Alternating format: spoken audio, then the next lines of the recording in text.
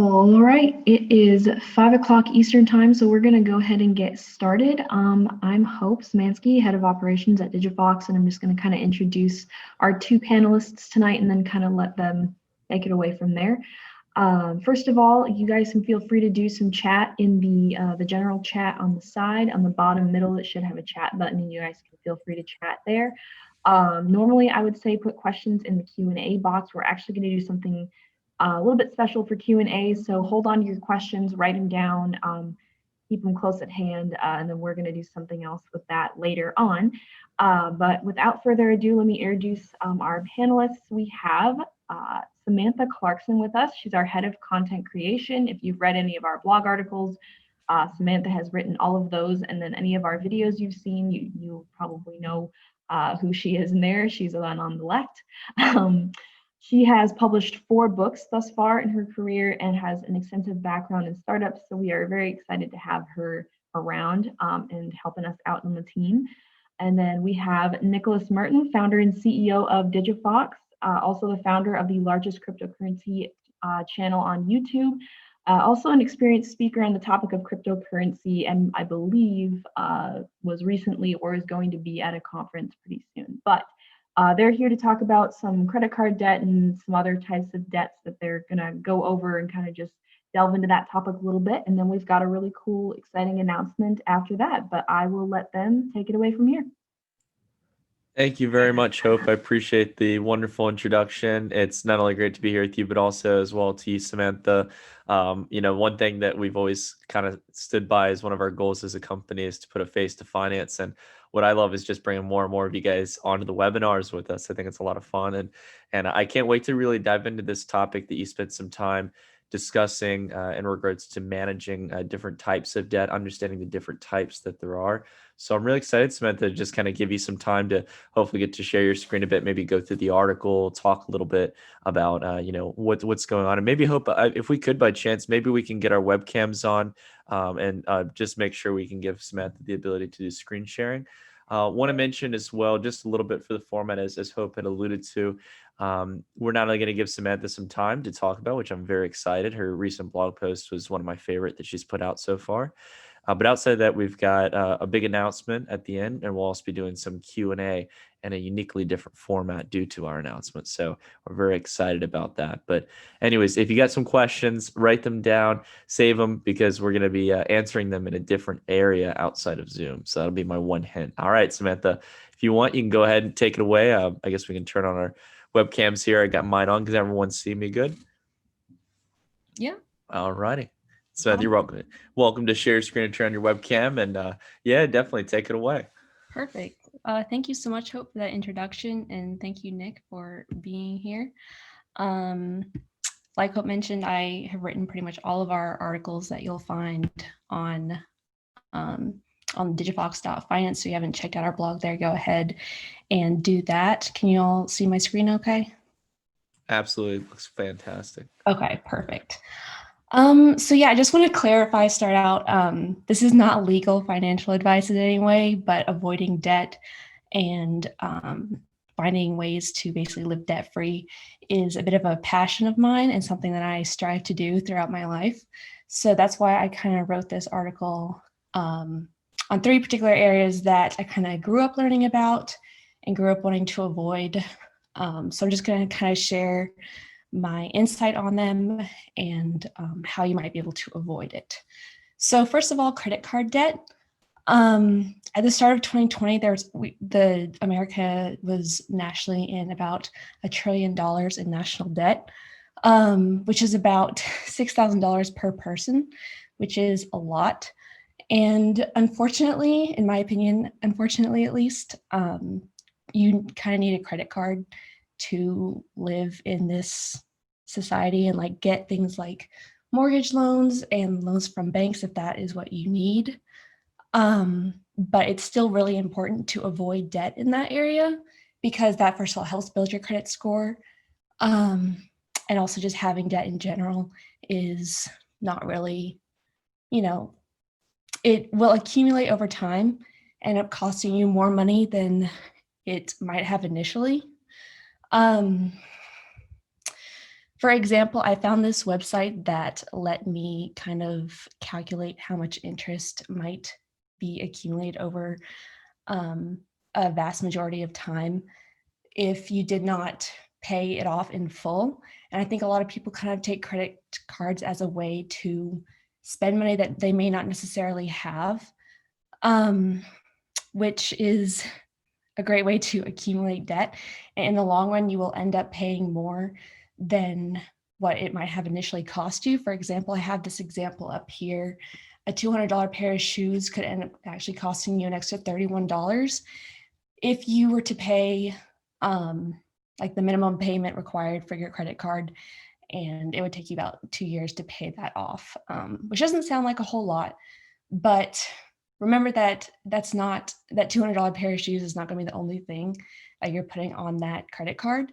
So down here, I have this example where if you have $3,000 worth of debt, it could take you 14 years and an extra $2,000 to pay that off. And again, 14 years is a really long time, but an extra $2,000 is a lot of money. And again, that $3,000, assuming you're still using that credit card in that time, it's going to end up adding up to be a whole lot more. Samantha, I just wanted to say, I think this is a really interesting kind of deep dive on the long-term ramifications of credit card debt. I think you did a great job out of all the pieces here hitting on this because, I think at face value, a lot of people assume credit cards are just free money. And that's obviously the biggest misconception, especially from a younger audience, where we really just don't have the kind of financial education that we need in this country, in the US and across the world. And second off as well, the principle of compounding interest. You guys have done, a previous video on a YouTube channel discussing this concept. And the great thing about compound interest is it can help you in saving. But the worst thing about compound interest is that it applies on your debt as well. Your debt can compound over time. And, especially if you have a locked in rate and you're not making down those standard payments, it can damage your credit. It can build up the actual amount of debt that you have to pay back. So again, I think that's wonderful, Smith. You showed in this case that in some cases, some people can get kind of locked into their debt for a long period of time. And you got to consider if you have, problems that come up, maybe your family member, someone gets hurt and you have to spend money on that, or there's some kind of rainy day disaster that you should have been saving up for, but it has to go towards paying one or the other, that expense or your credit card debt. Yeah, exactly. I really feel like people, like you kind of said, use their credit cards just to spend money that they don't have. And Hope and I go over this in the video we did as well. A general rule of thumb, I think, is a good one to live by, is don't spend money you don't have. And that particularly pertains to credit card debt because people think it's just like it is kind of a way to get a small loan, but with the bigger purchases that we're going to talk about a little bit later, I feel like those make a little more sense. If you were to go into debt, they can make more sense going into. But I feel like credit card debt is something where you really need to only spend the money that you already have in your account and then pay it off in full when your bill comes due. And that way, not only do you get that good credit score that will help you take out loans in the future if that is what you need, but you're also not, accumulating compound interest that you have to pay, like you said, on this type of debt. So I found this website that actually helped me kind of calculate this. I didn't link it in the article. And I did some research and went with kind of the more extreme circumstances for that. So just know that this could be less, but it could also be more. It entirely depends on your credit card company and your credit history. And I have some at the end here, I kind of put sometimes credit card, every time I get an increase on my credit limit for my personal credit card, which I always pay off in full, I'm somewhat suspicious because I'm like, since I pay this off in full, are they trying to get me to spend more money so that maybe I'll not pay it off in full 1 month and they'll actually make some money off of me? Because that's how they make their money, is they're charging interest on these little loans that you're essentially taking out. But if you pay it off in full, then they're not making any money off of you, really. So yeah, that's my final tips, which is again not, official financial advice in any way.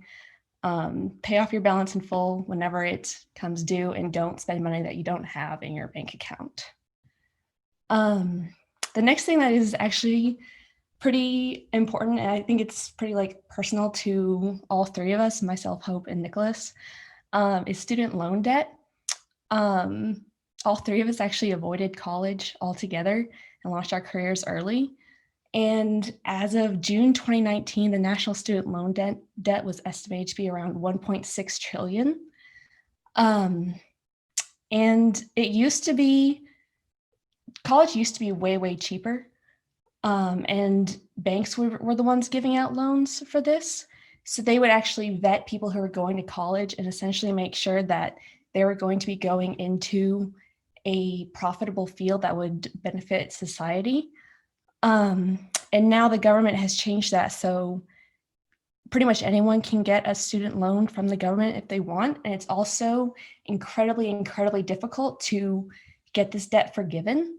So what has happened is colleges have no more incentive to keep prices low, to actually like attract people to come, because people can get, loans with pretty much no qualifications, no, like they don't have to have proven anything necessarily to actually get this loan. So people will go into college, and colleges can charge pretty much as they want, since they're guaranteed to get this money, and it can't be forgiven. So my personal thoughts on this, there are so many different alternatives to college that you can take that provide either the same or greater value in the long term. And I'm debt free. I don't want to speak for either Hope and Nicholas, but I personally am debt free, having skipped college, and this is basically my dream job. So it worked out great for me. But for example, last year, students graduated with an average of $30,000 in student loans, and that doesn't include the debt that their parents may or may not have taken out for them personally. So that is a lot of money. And some people, like I hear a lot of people saying that they, come out of college $100,000 in debt. I don't know exactly what the circumstances are for that, but that is a number that I hear a lot. But the average here is $30,000. So my personal thoughts are, if you're going into college for something that actually requires a degree, such as medicine, engineering, you don't really want a doctor who, learned how to do heart surgery from a YouTube video.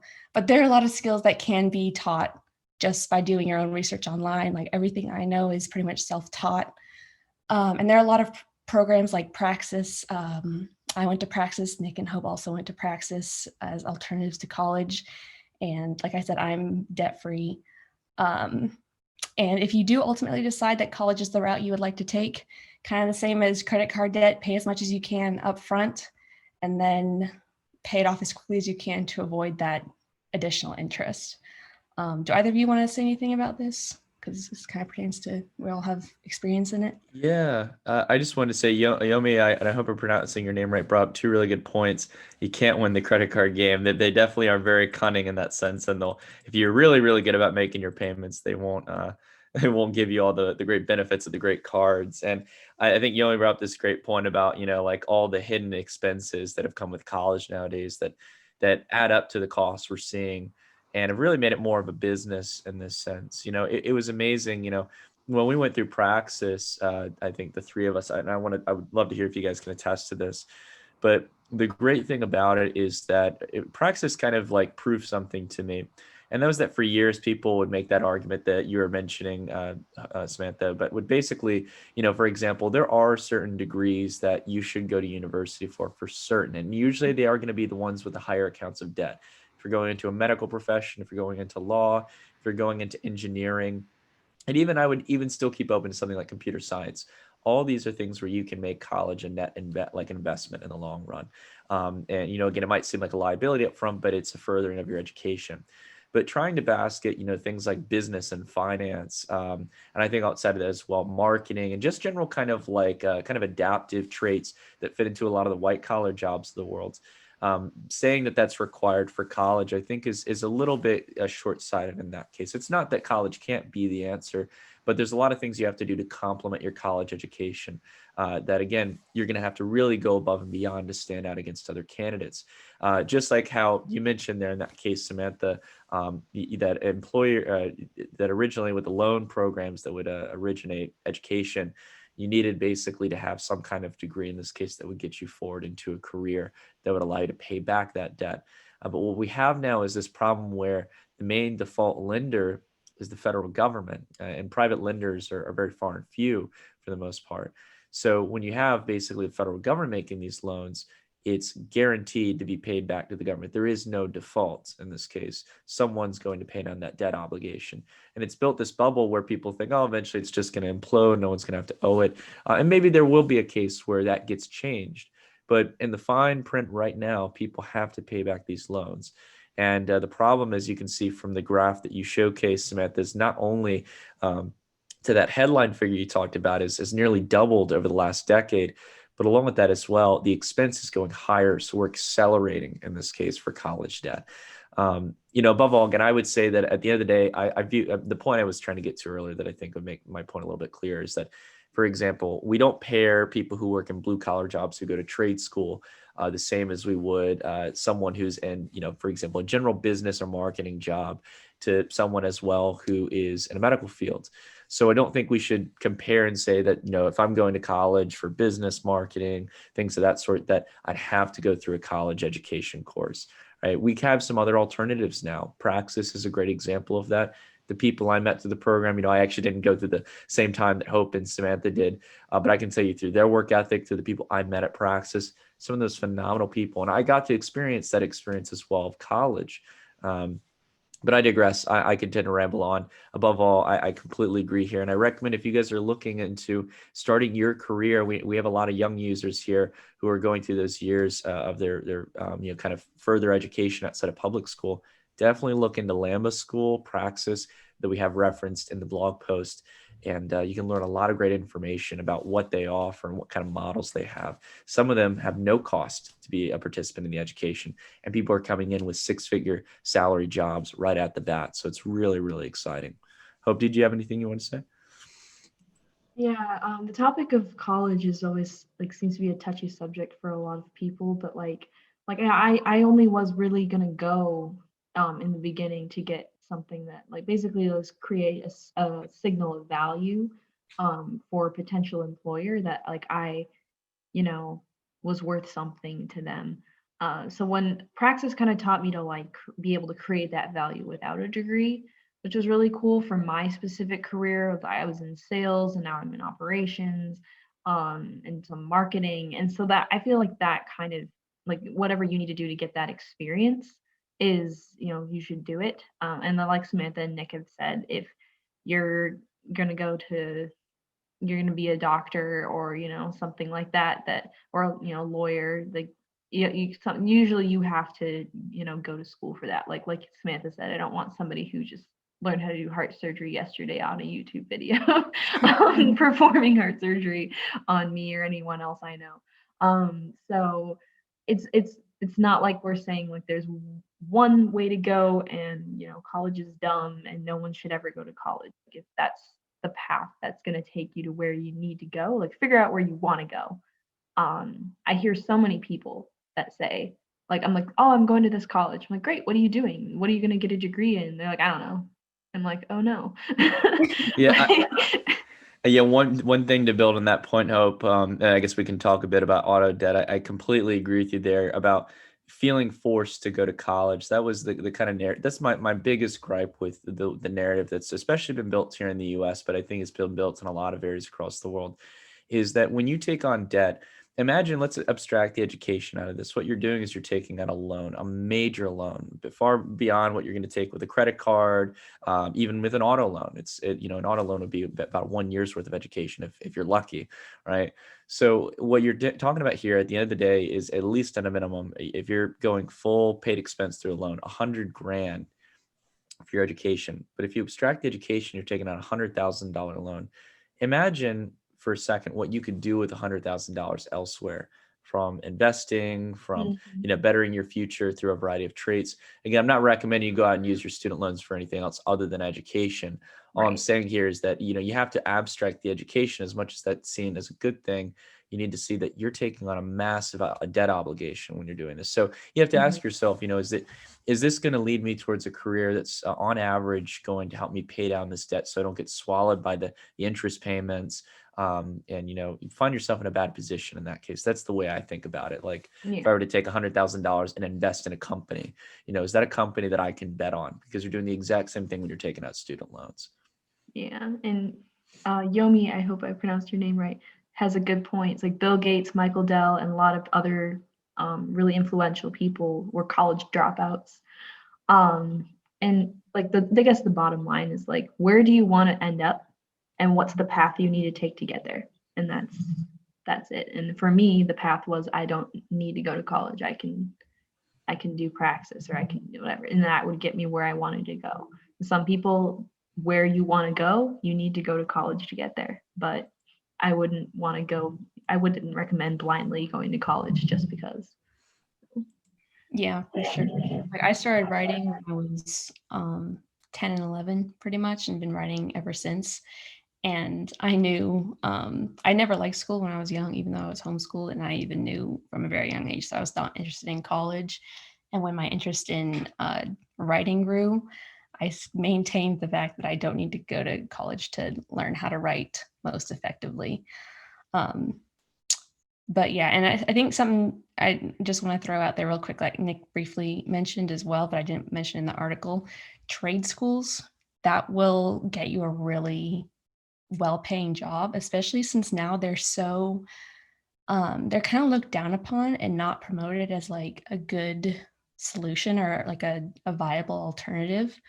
But those are really great paying jobs now because so many people don't want to go into them. So I Yeah, definitely recommend that I as well. agree, Samantha. And in many cases too, not only is it very affordable if you have to go through a trade school, there are many employers who will sponsor. For a while, one of the odd jobs that I know definitely is completely random and different from founding a tech company, but one of the things that I was going to do for a while is I wanted to become a wind turbine technician, and I was looking into all the major companies who install wind turbines.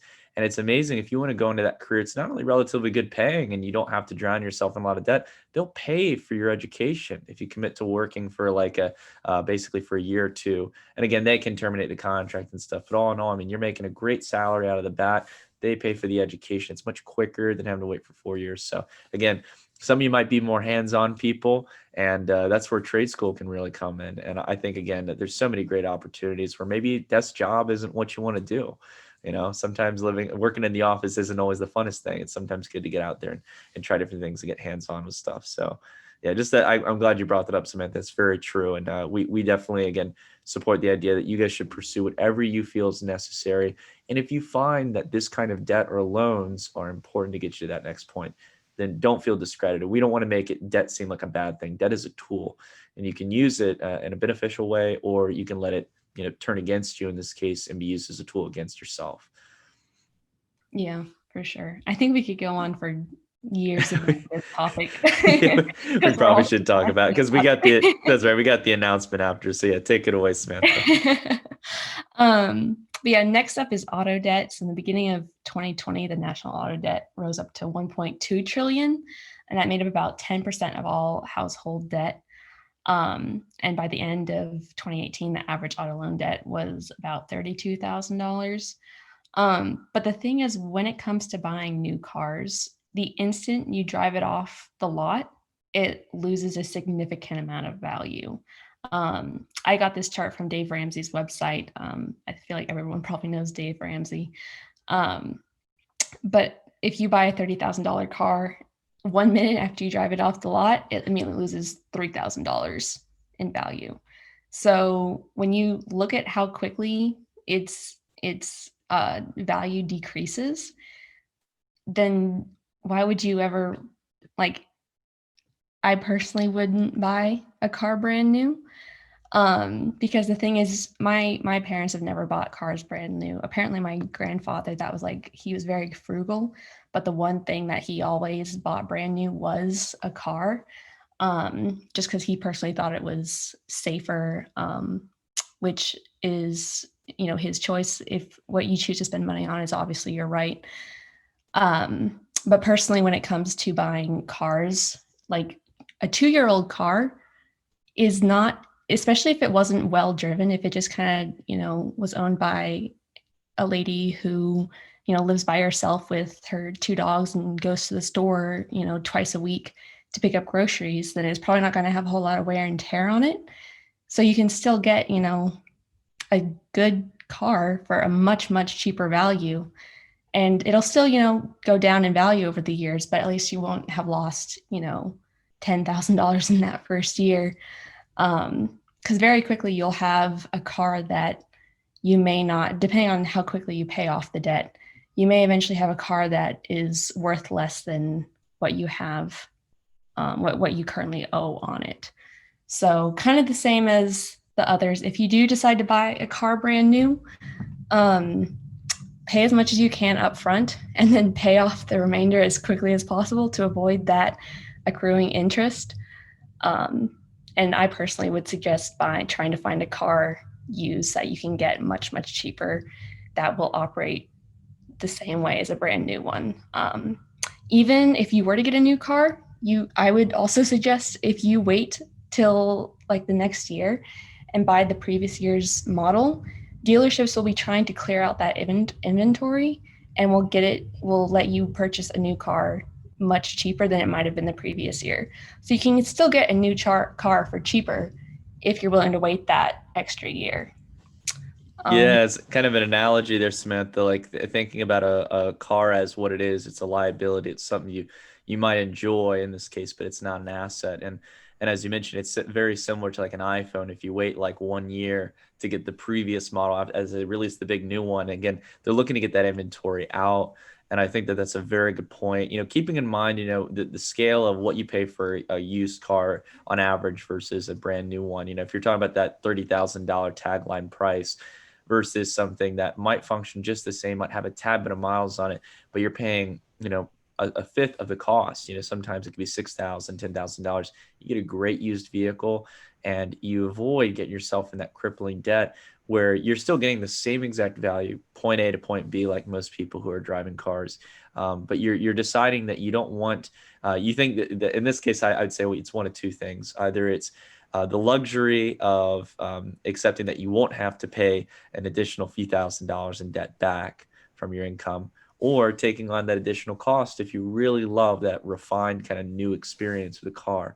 And it's a trade-off. It's a trade-off like any other kind of purchase you make. So I think that's a very good point, Samantha. More than anything, the chart there just shows how valuable it can be patient, to have lower expectations, not try to get the best thing 24/7, Right. Yeah, for sure. And like I said, my grandfather, my mother told me that apparently, even though he was a very frugal man, he always bought a car brand new, and that's what he basically chose to spend his money on. And that's totally fine. Like I said, he was frugal in every other area. So as long as, you're being careful about where you choose to spend your money and you're actually conscious of it and avoiding debt as much as possible, Absolutely. You'll be okay. We also saw a good point here from Tracy as well. Nice to see you as well, Tracy. I noticed Tracy brought up a good point here that the interest rates right now are relatively low. So whether you're getting a used car or a new car, financing rates right now for a lot of different models are quite low. So that's something to always look out for. A lot of dealerships, again, working and with financing deals that will allow you to get a car basically interest free for a couple of years, so you can make those payments. You can set a game plan to make your payments early on, and then you basically will have your car and you won't have to deal with any accruing or snowballing interest, again, keeping in mind that compounding principle. But Samantha, I'm really, really impressed again. Like I said, it was one of my favorite blog posts that you put out so far.